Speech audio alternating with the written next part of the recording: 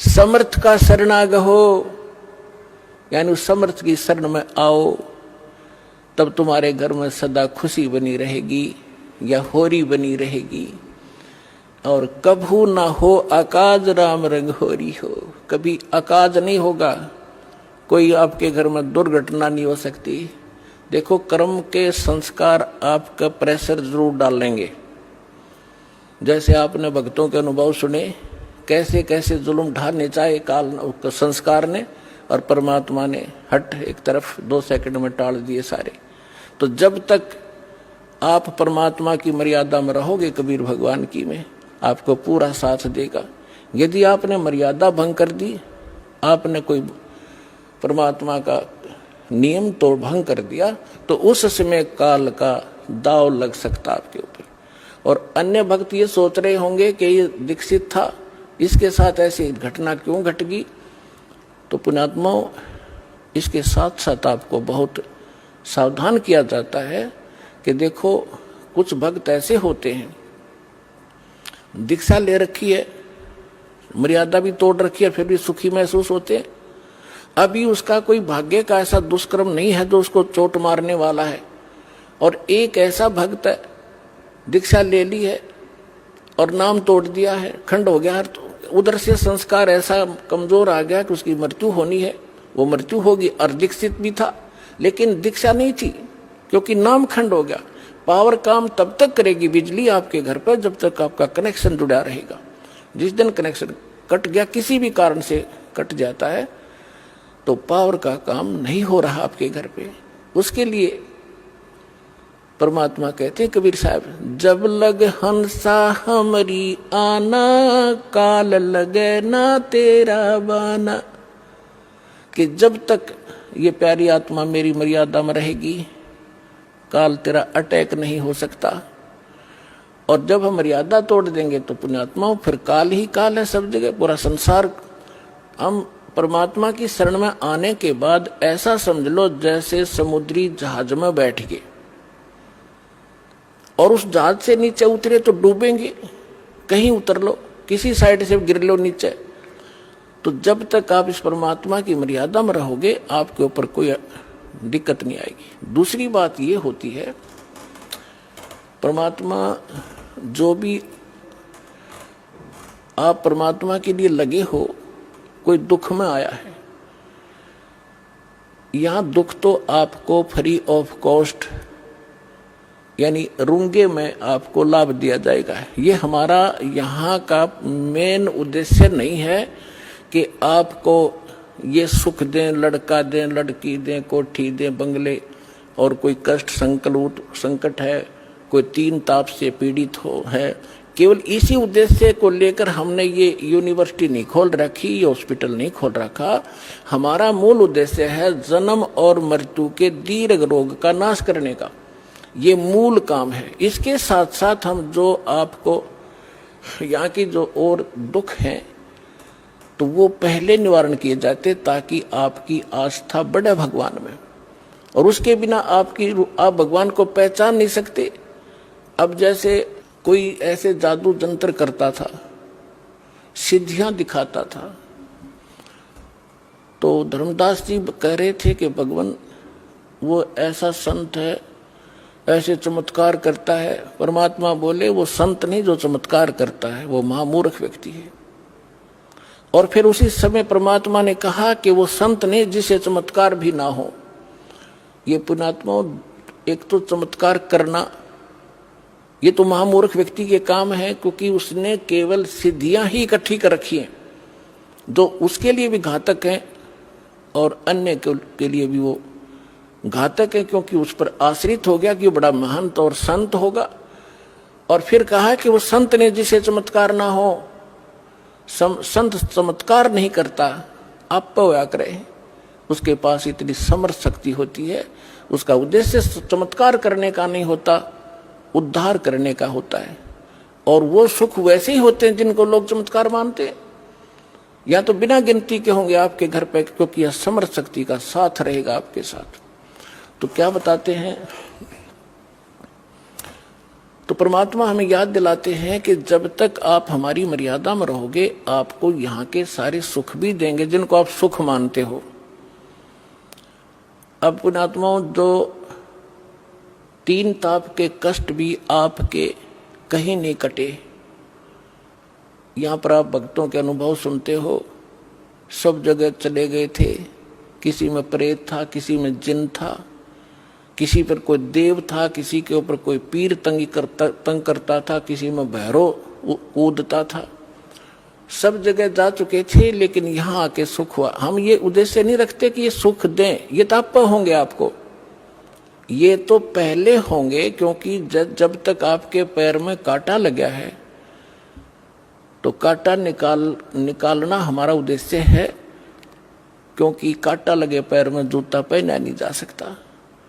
अब जैसे आप पहले हम सुनते थे, किसी भी संत के पास दुखी जाता था तो पहले तो अपने जंतर मंत्र बताता, ये कर दो, वो बोल दो, 5 कपड़े रख दो, ऐसे श्राद्ध निकाल दो, ऐसा दान कर दो, मैं तुम्हारा मंत्र जाप करूंगा। जब कुछ नहीं होता था लास्ट में ये कहते थे कि ये तो आपके भाग्य में लिखा हुआ है, आपके प्रारब्ध का कष्ट है, ये तो भोगना ही पड़ेगा।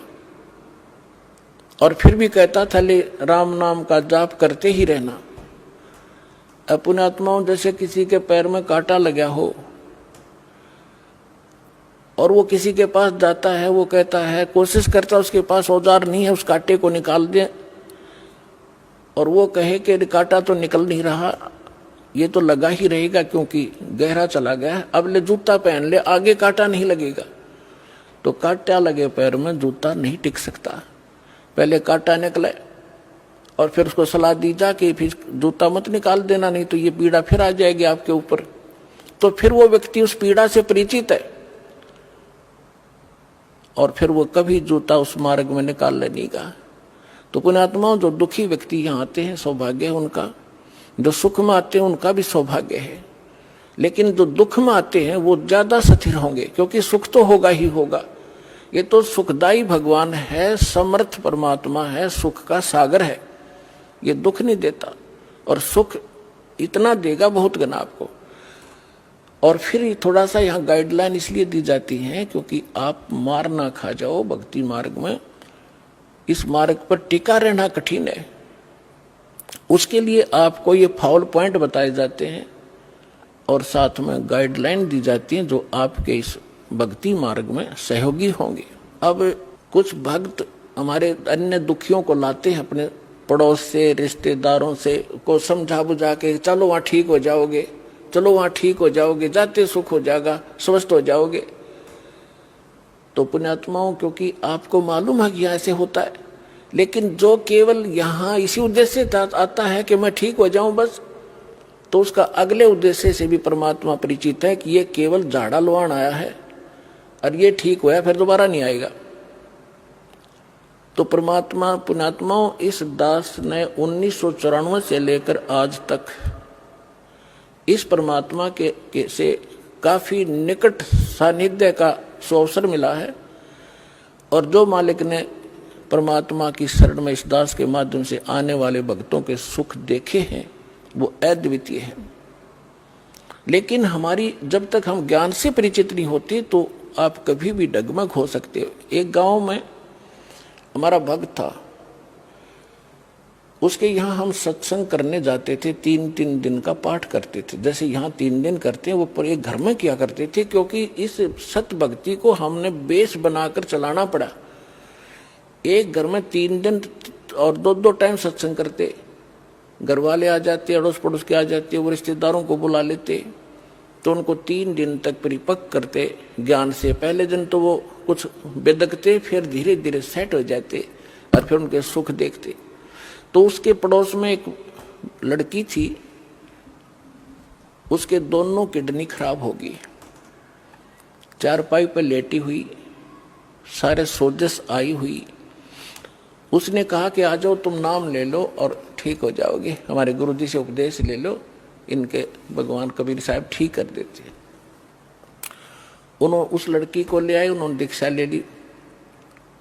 फिर कहा, हमने कहा कि एक पाठ कराओ, फिर हम घर में ही करते थे। हम पाठ करने गए 10 दिन के बाद, वो लड़की ऐसे चारपाई पे लेटी हुई, 10-15 दिन उसने थोड़ा बहुत नाम जाप जैसा किया। हम गए तो वो उठा कर लाए उसको, दास भी वही 3 दिन रहता था घर घर पे। मैंने कहा बेटी तू उठ और बर्तन साफ कर। भगत आए हुए खाना जैसे ऐसे भंडारा होता था छोटा, 10-20 भगत 50 भगत आते थे आसपास के, बर्तन साफ कर। तो उसके घर वाले कहने लगे भक्तों से कि तो बैठ तो सकती नहीं, कैसे बर्तन साफ करेगी। तो कहा कि आप एक बार इसको बैठाओ, जो आदेश है पालन करो। उसको ले जाकर पीढ़े पर बैठा दिया, जहाँ बर्तन साफ करे थे। 2 घंटे बर्तन साफ करे उस लड़की ने, और तीसरे दिन अपने आप उठ कर चल पड़ी। बोलो सतगुरुदेव।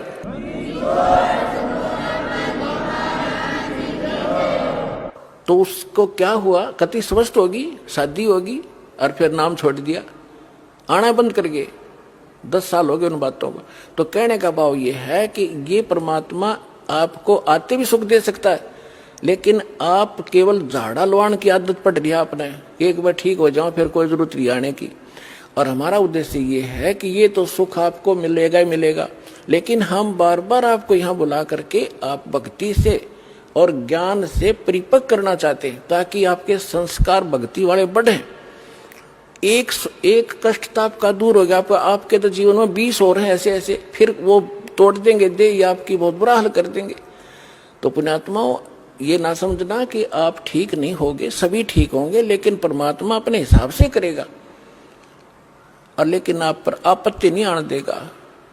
तो इसलिए आप परमात्मा के इस ऑपरेशन में जो कर रहा है, इसमें ऑब्जेक्शन मत करना। जैसे कोई रोगी है और डॉक्टर के पास जाता है, डॉक्टर अपने हिसाब से कर रहा है, तो उसमें बीच में अगर मरीज अपनी टांग अड़ावे कि ना ऐसे नहीं ऐसे कर दे, तो वो काम बिगाड़ देगा, वो ऑपरेशन खराब हो जाएगा उसका।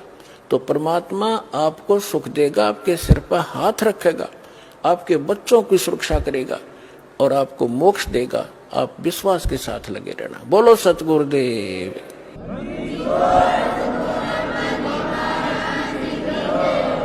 धीरे धीरे रे मना, धीरे सब कुछ हो, माली सींचे सो घड़ा, ऋतु आए फल हो। अभी तक तो आपने बबूल बो रखी थी, सब ने गलत साधना शास्त्र विधि कर मनमानी साधना करते थे।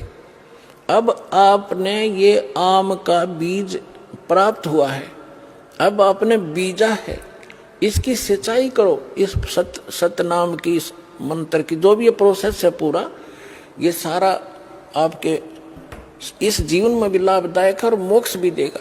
तो जैसे आम के पौधे को कोई बीजता है और उसकी सिंचाई शुरू करता है, कहते माली उसके अंदर सैकड़ों घड़े जल के डालता रहता है जब तक वो बड़ा नहीं होता, और जब वो बड़ा हो जाता है, पेड़ बन जाता है, फिर देखना उसके फल कैसे लदपद हो जाएंगे। आप भी खाओगे, अड़ोसी पड़ोसी भी तोड़ ले जाएंगे, अचार बनाओगे और पका के खाओगे, और फिर भी समाप्त नहीं होंगे। तो ये आम का यानी सत भक्ति रूपी पौधा आपने इब बोया है, इसमें थोड़ा समय देना भगवान को।